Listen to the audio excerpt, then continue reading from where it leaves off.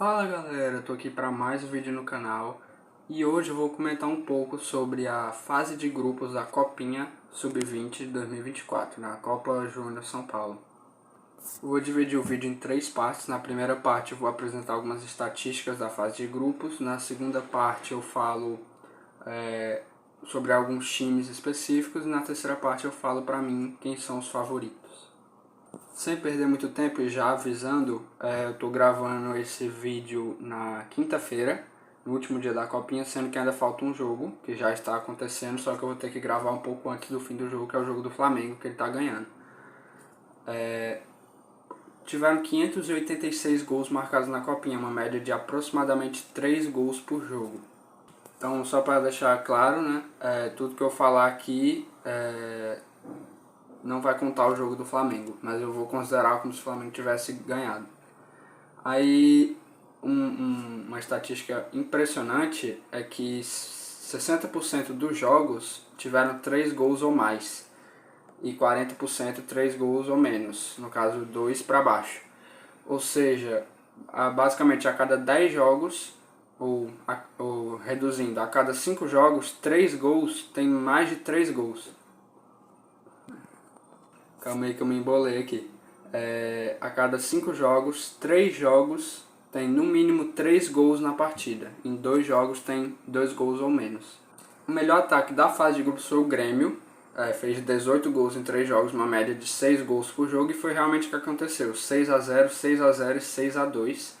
Melhor defesa tiveram aí 5 times que levaram 0 gols. Corinthians, Coritiba, Coimbra, Vitória e o Desportivo Brasil. Sobre artilheiro da fase de grupos, o artilheiro foi Jardiel, jogador do Grêmio, fez 6 gols e ele tem 18 anos. Os maiores assistentes, com 3 assistências cada um, Felipe Charles do SKA Brasil, o Riquelme do Grêmio, o Bruno Cheron do Grêmio, o William do Botafogo de São Paulo e o Renilson do Velo Clube. E jogador com mais participações em gols, né, somando gols e assistências, foram Jardiel do Grêmio, com 6 participações em gols, e o Miguelito do Santos, também com 6 participações em gols. Ele também deu 3 assistências, né? Eu não citei, mas ele também foi o líder de assistência junto com aqueles. E ele só tem 19 anos, é um boliviano do Santos. Indo aqui para a segunda parte do vídeo, eu vou citar algumas zebras ou surpresas que eu achei nessa fase de grupos. O Catanduva passou em primeiro, o Atlético Paranaense em segundo. A Ferroviária de São Paulo passou em primeiro e o São Paulo passou em segundo. 15 de Jaú passou em primeiro, o Internacional em segundo. Ou seja, isso mostra que os times grandes aí ficaram atrás desses pequenos, mas mesmo assim passaram. Já o Bahia, que está aí cheio de dinheiro, né, o Bahia City, foi eliminado pro Atlético Guaratinguetá, que passou em segundo, o Bahia caiu e ficou em terceiro. Agora um grupo que o Capital, Distrito Federal, passou em primeiro e o América Mineiro em segundo. Eu só botei como zebra porque, embora o América Mineiro no profissional não esteja muito bem aí nos últimos anos, ano passado o América Mineiro foi vice-campeão da Copinha, tá? Perderam pro Palmeiras na final, então por isso que eu botei como zebra, mas mesmo assim passou. Aliás, o América empatou os 3 jogos da fase de grupos, não ganhou nem perdeu nenhum. Em um outro grupo, o Ibrachina de São Paulo passou em primeiro, com Vitória em segundo, o CSA em terceiro. Considerando profissional, o CSA, embora nos últimos anos não tenha ido muito bem, tem um time melhor do que o Ibrachina. Então, para mim, foi uma surpresa o Ibrachina ter passado, ainda mais em primeiro.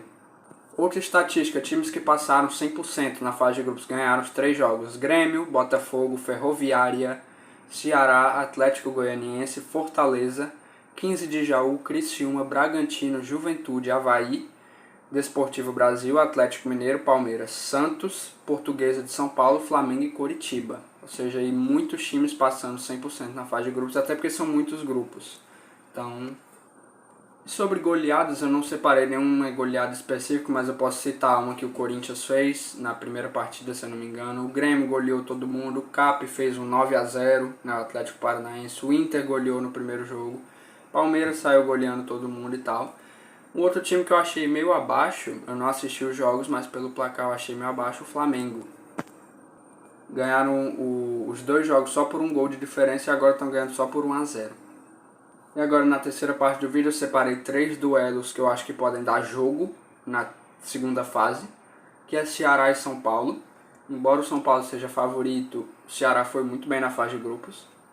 Fortaleza e Internacional, mesma coisa. Embora o Internacional seja favorito, Fortaleza foi muito bem na fase de grupos e ano passado foi bem, caiu nas quartas. E um outro que no profissional não seria muita coisa, mas aqui na Copinha eu acho que vai ser Juventude e Água Santa. Água Santa só não passou em primeiro porque perdeu para o Santos, mas também porque é o Santos, né? E o Juventude passou em primeiro no grupo dele. Então eu acho que pode dar jogo também, Juventude e Água Santa. Só que assim, embora que seja Copinha Sub-20, profissional seja outra coisa, não dá para negar que os times que tem um profissional muito forte são os favoritos. Então eu separei como favoritos Atlético Paranaense, Grêmio, Botafogo, São Paulo, Corinthians, Internacional, Fluminense, Atlético Mineiro, Palmeiras e Flamengo.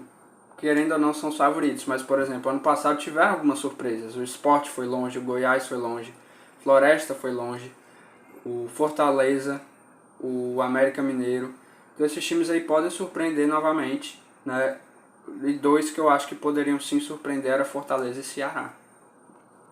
Mas claro, são muitos times, não dá pra falar muita coisa, né? Mas pra mim esses são os grandes favoritos. Esse foi o vídeo, espero que vocês tenham gostado. Eu falei meio rápido porque eu tive que gravar esse vídeo rápido, porque eu tenho uma coisa pra fazer. Não sei se eu vou postar mais vídeos da Copinha, porque próxima semana minha rotina normal já volta, ou seja, acho que eu não vou mais conseguir gravar vídeo pra vocês por enquanto. Mas vão lá no meu Instagram aqui, Gabriel Ribeiro P2020, vou deixar na descrição e tá aparecendo aqui também. Lá eu vou postar muita coisa sobre Copinha e sobre o futebol brasileiro e até coisas sobre o futebol europeu, então se liguem lá no meu Instagram. E é isso, tchau!